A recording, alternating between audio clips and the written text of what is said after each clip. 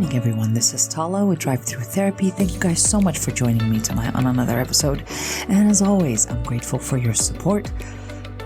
And let me just mention how special of an episode tonight is. And it is New Year's Eve, friends, of 2023, but going into 24. And so it's very exciting to take this next step with you guys tonight.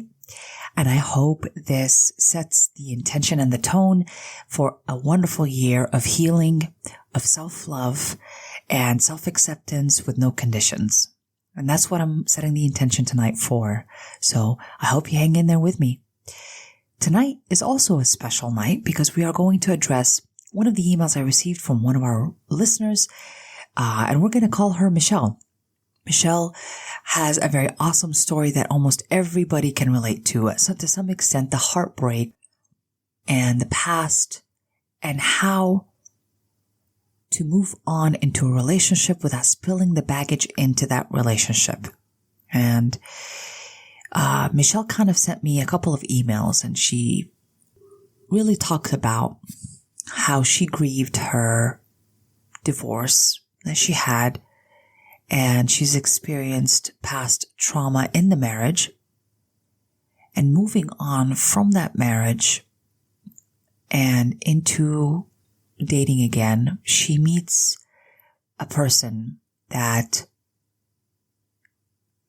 she handled with difficulty at beginning.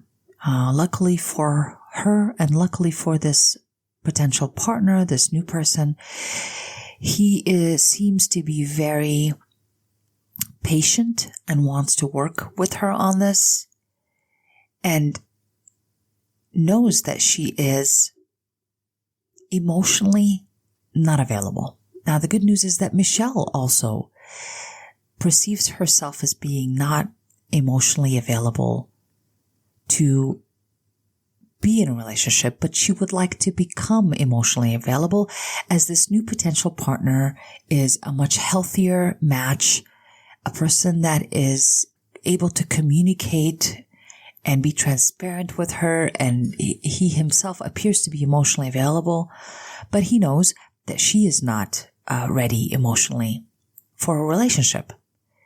Now, there are some details in here, which includes that, the relationship with this new potential partner started off in more of a physical, sexual way.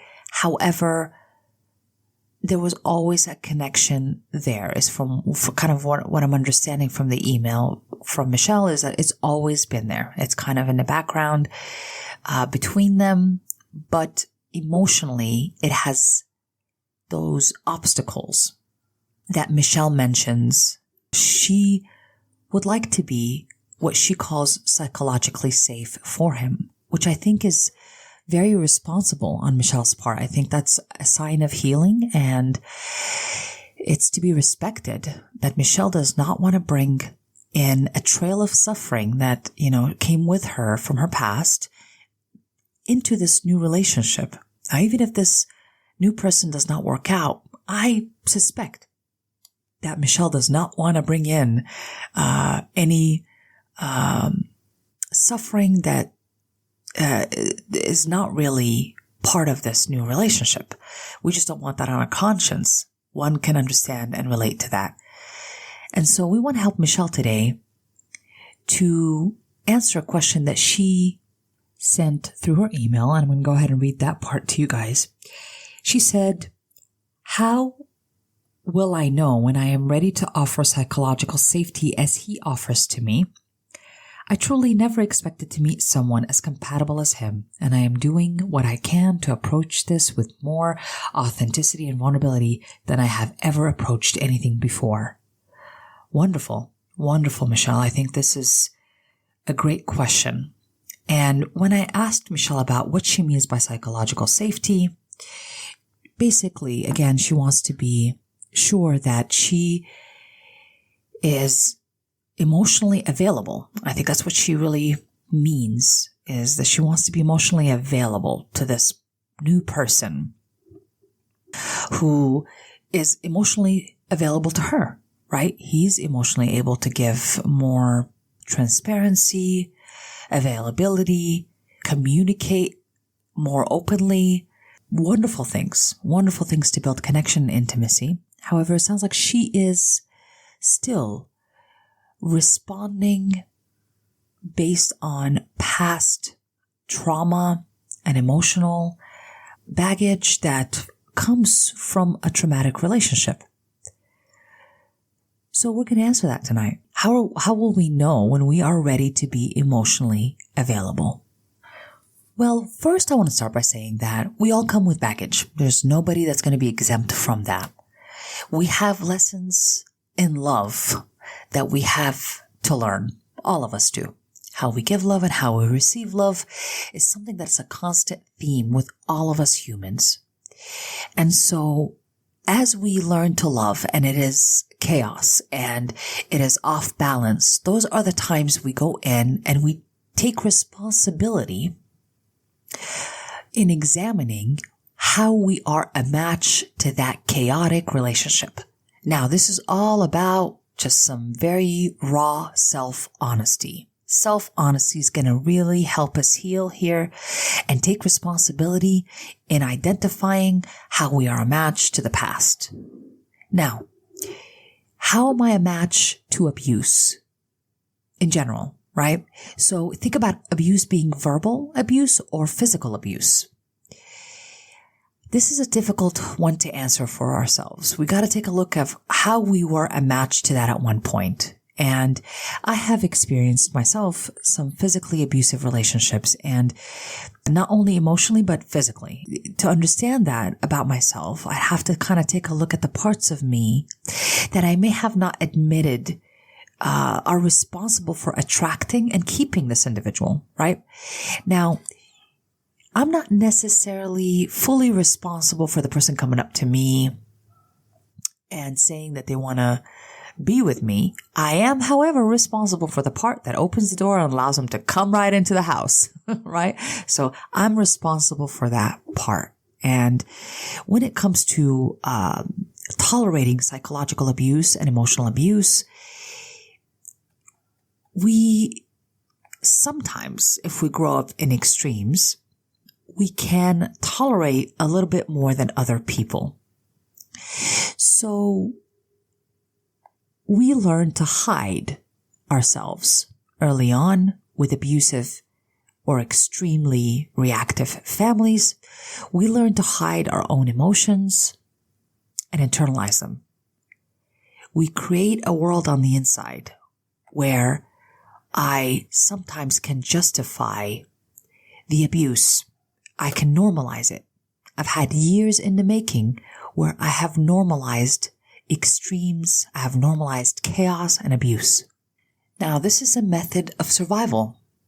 And so when we grow up out of this type of childhood where we've learned to avoid conflict, to perhaps avoid standing up for ourselves, defending ourselves, and we've learned to survive by justifying other people and their behaviors, other people that we love and their behaviors, then when we meet a potential partner early on, we might attract them from that place where I've had all these habits in attaching to someone where abuse is possible in my world. It's tolerable. Not only that, I won't even notice it.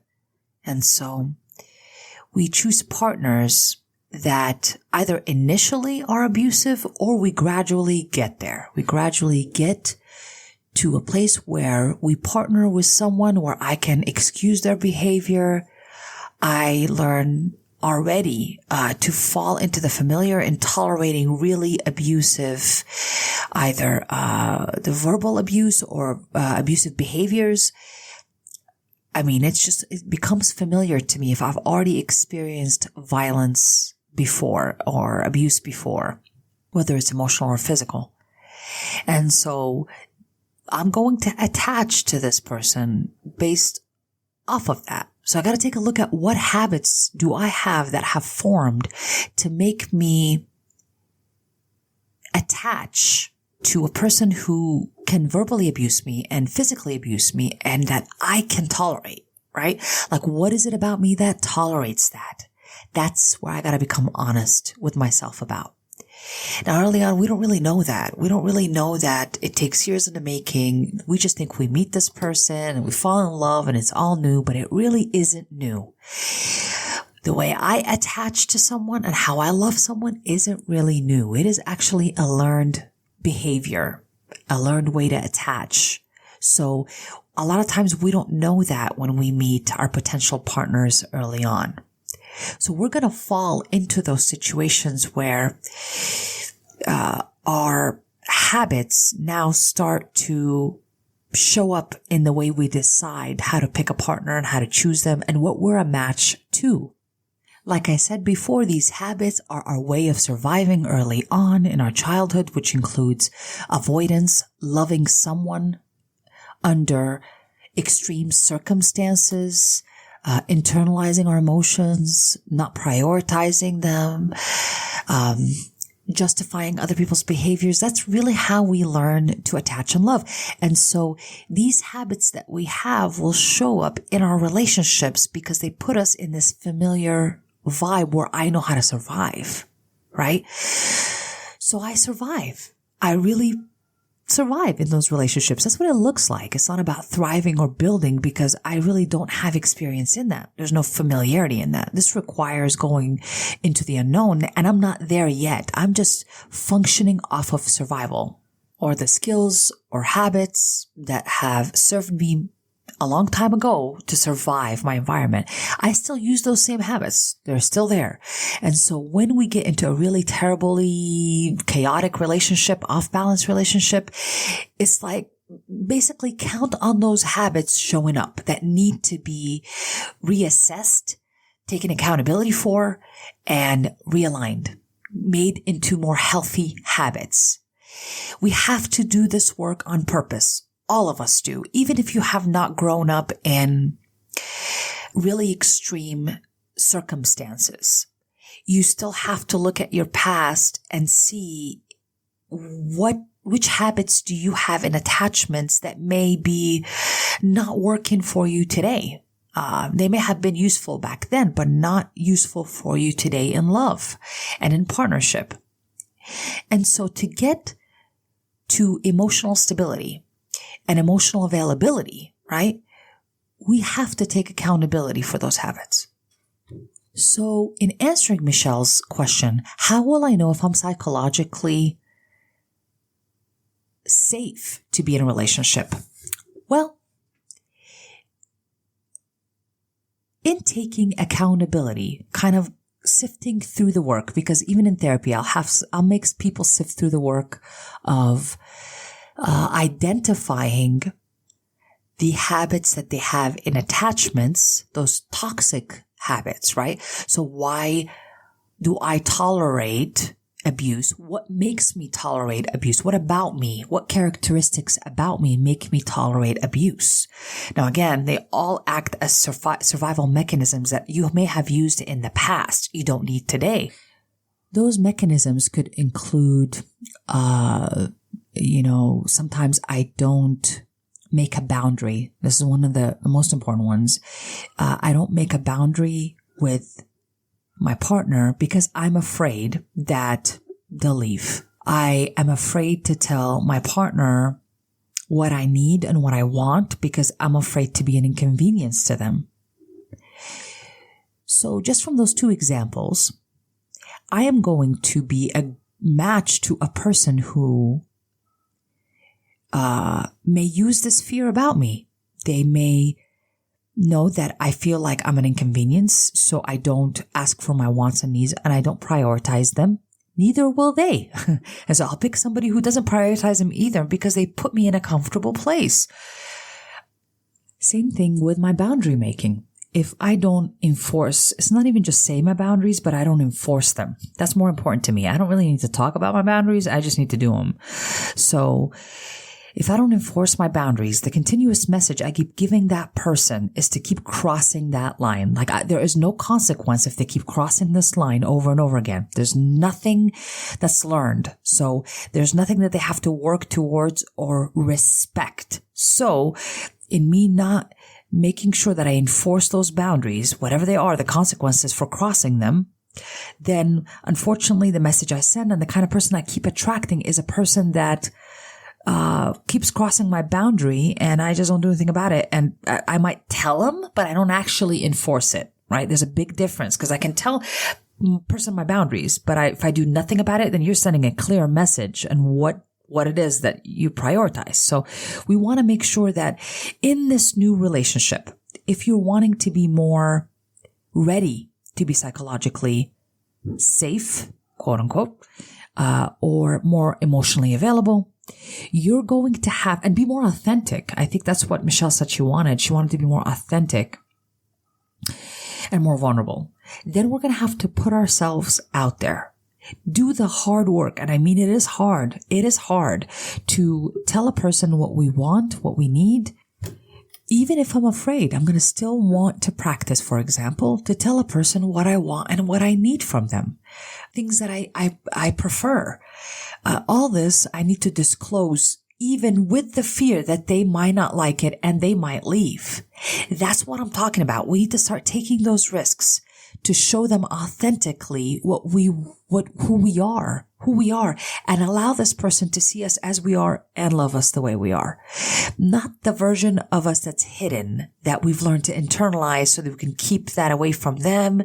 And because I don't want to bother them with my wants and needs. I don't want to bother them with my boundaries. I don't want them to leave me because I'm afraid of abandonment. So I will go ahead and withhold this information. I'll complain about it. I'll even tolerate abuse, but I will not enforce any boundaries, and I will not walk out if I need to walk out if it gets abusive, or I will not, or I'll just justify their behavior instead. All of that happens because we are afraid. It's down to fear, the fear of abandonment. So once we confront the fear of abandonment, more importantly, and actually do act on it, right? Act on confronting that fear. So I allow my partner to see me as I am. I enforce important boundaries for me. I tell them my wants and needs. I prioritize the things I want to do, not just always prioritize their emotions, their wants and needs, but prioritize the things I want, the things I prefer. Really take the time to engage with a more authentic demonstration of who I am right in front of them. Like all of it. So if they ask me, what movie do you want to go see? I'll actually give them the movie. Usually if I don't really disclose my wants and needs, I usually will tell them, well, what do you want to see? You pick the place, you pick the movie, you pick the restaurant, and I'll just let them make all the decisions because I am so afraid of being judged for my own thoughts and wants and needs. I don't risk that. And now if I want to become more authentic, more emotionally stable, better, more healthy partner, I want to now risk those things. Show this person, you know what? This is the restaurant I do prefer. This is the movie I prefer to see. If I see them respond in a way that goes against a boundary that I have, I will go ahead and enforce a consequence for that, whatever that may be. And usually I don't really talk too much about boundaries. Look, if they crossed a boundary, it's basically, I don't know what's the point of talking about it. They probably showed you something about themselves, and we just need to keep it as it is, and you decide what you want to do with that information. So if it's a serious boundary like verbal abuse, I would definitely talk to them about being kinder to me. If it's crossed over that, it's really knowing that it's a bigger problem that I can solve, and maybe I have to step back at that point. At this point, I'm just not going to make any excuses for that person. Oh, they had a rough life. They had bad relationships, whatever the case is. It doesn't really matter. This does not entitle anybody to hurt or harm or abuse another one in any form. So to go back to answering Michelle's original question of how do I know when I'm psychologically safe? Well, it is not a destination, friend. We are going to know and to have to trust that we are doing the work right now. Right now, are we facing our fears that we've had before based on our past? Are we showing this person, this new potential partner, who we really are authentically? Not who I'm afraid to show them because I'm afraid they'd reject it. I want to show them who I am. Am I really doing that? And I could start doing it right now. Right now. Talk about really difficult things without completely throwing the whole relationship out. We are going to be working on ourselves for a lifetime. There is no perfection, Michelle. Truly, there is no person that is supposed to be perfect. So you are worthy and deserving of love, even when you're not perfect. I'm worthy and deserving of love, even when I know I'm not perfect. And you don't need to be perfect to be lovable. So when you ask that question, it's really, the problem is in the question that you're asking. When will I know? The truth is, you just face your fears and you take accountability and responsibility for your own past characteristics or habits that you formed as a form of survival. And if they don't work today, then I'm going to do something else. I'm going to do something that's healthier as a response than what I used to do. I'm going to start to become more authentic in what I'm conveying to my partner. I'm going to start taking those risks, which I know are scary, but that fear should propel us forward instead of pulling us back and making us hide. It needs to push us forward. Again, we don't have to be perfect to be lovable. We are going to gradually work on becoming more authentic and letting the person love us for who we are. And if they have something that in us that they do not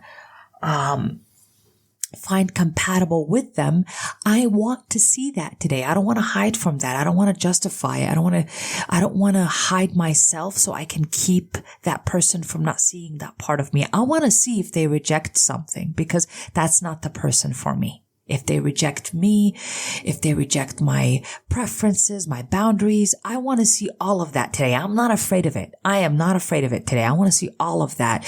Michelle, you deserve to see all of that, because you're going to sift through these next partners and see, okay, if the person does not respect my boundaries, does not respect my mind, does not respect my wants and needs, is not a protector, is not a provider, is not a safe place to be, is not emotionally available, whatever you want this person to be, if they're not that, it doesn't have to come in the package that's in front of you. You still maintain your standards. You kind of scoot them aside, but you just keep taking those risks and taking those risks until you've conquered every fear that you have, whether it's a fear of abandonment, fear of rejection, fear of being judged, fear of being seen, whatever it is that you're afraid of, start facing those fears in your current relationship with that person. If you want to work out with this person, then you tell them, I want to be exclusive. I want to have a relationship, and be precise. And sometimes we're afraid to be precise and say our wants and needs because we're so afraid that it'll be too much for the other person and then I might be rejected. But if I keep myself at a very flimsy, vague definition with that person, then I don't have to have them commit to anything. And that sometimes is less scary for me.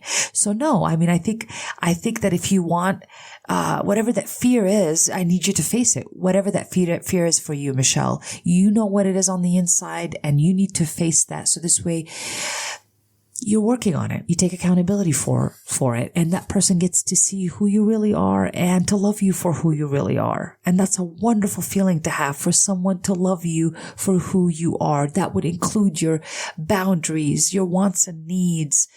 You know, whatever it is that you find quirky about you or rejectable about you, it's showing them all of that and seeing their reaction to it. We want to meet the person who says, I love all of it. I love all of it.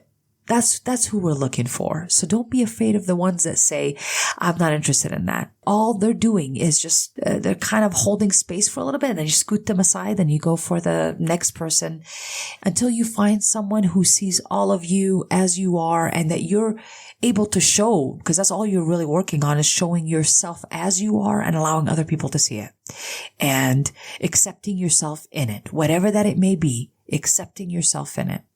And if you want to change it, then you change it. So I am not my toxic past. I'm not my bad communication. I'm not my unhealthy attachment style. I am not those things. However, I do have those things in me, so I must make sure that my responses are healthier because of those specific things that I have memories of in the past. Right? That's what we got to make sure of. That's how we take accountability today.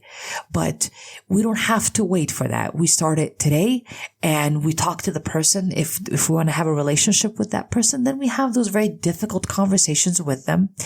And if we sent mixed messages in the past, maybe we need to get honest about what kind of message we want to send today intentionally and work towards defining that message and being a match to the message I want to send this new partner. Whether I want to be emotionally available, then I'm going to have to act and do what emotionally available people act and do.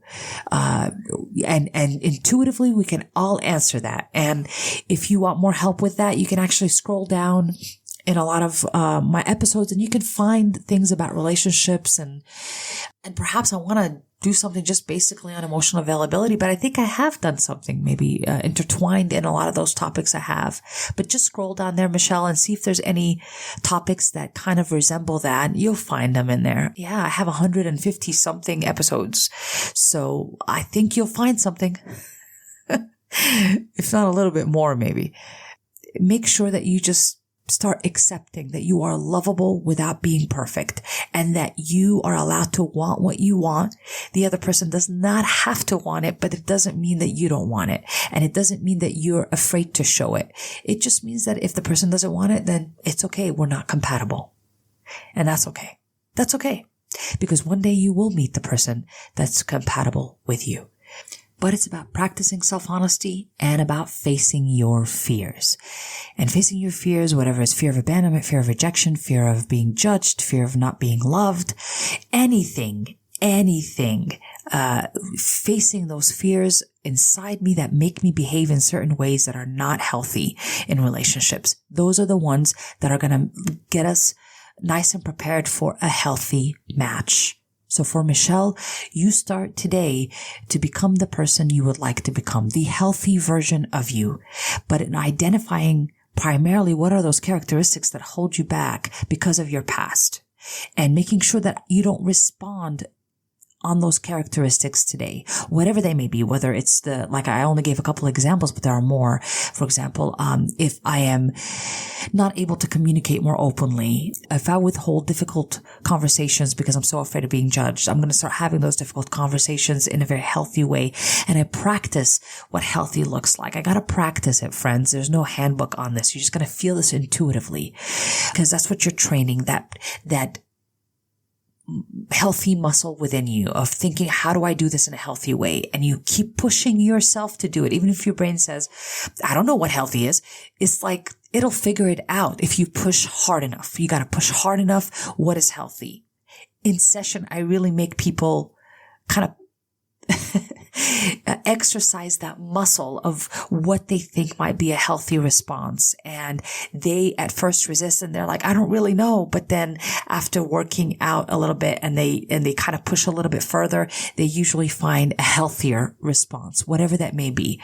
So you got to practice that in your mind habitually over and over again because your current habits may not be healthy and may not go to that place. So you have to push your brain or your mind to go to a place it doesn't usually go habitually. That's just normal. Let's work in addressing those things and you could start being psychologically safe or emotionally available, emotionally stable, emotionally safe individual in a relationship starting today, starting right now. You can be all that. Just face those fears and be honest with yourself and really practice healthy responses. And get to reading, continue listening to podcasts, watching YouTube channels that help you with those areas that you would like to work on, whether it's healthy communication, self-love, increasing self-compassion, whatever it is that your interests are in developing, or the areas that you would like to develop. Those are the ones that you're just going to keep studying on until you just practice and study and practice, and study and practice some more. You might get it right sometimes, you may not get it right sometimes, but you just keep on practicing until you become the version of healthy that you would like to become.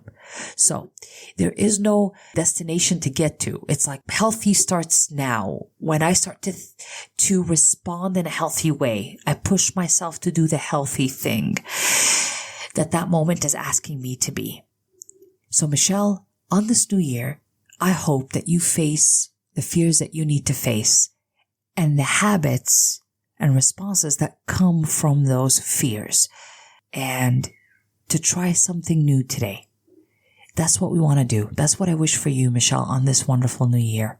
You don't have to be perfect to be lovable. You are deserving of it right now. Anybody who's listening, you are deserving of love, respect, attention right now. You are deserving of it. So please make sure that you don't have to wait till you become healthy. Your healthy is in what you decide to do right now. You decide to do it. So I hope that helps, Michelle. I'm counting on your intuition and your inner compass or gauge to help you get there. You are not on the inside alone. You have you and your consciousness. And if you want answers and you want help on the inside, you have everything you need to help you as a self-healing mechanism. You are it. You are it. And you are to be trusted to take yourself to the healthy place you've always wanted to be by practicing self-honesty and facing fears and what they make us do. So this way we don't bring them into the new relationship. Your healthy is right now. You don't got to wait for it. So I hope this helps you, Michelle, and really starts you off in a more positive outlook, in a more hopeful outlook, and as well as for anybody who's listening. You don't gotta be perfect to be lovable. You are lovable just the way you are. Thank you guys so much for joining me tonight. I'm sending you love and light and the understanding that you are everything you've ever wanted and everything that you've been looking for. Happy New Year, everyone. This has been an episode of Drive-thru.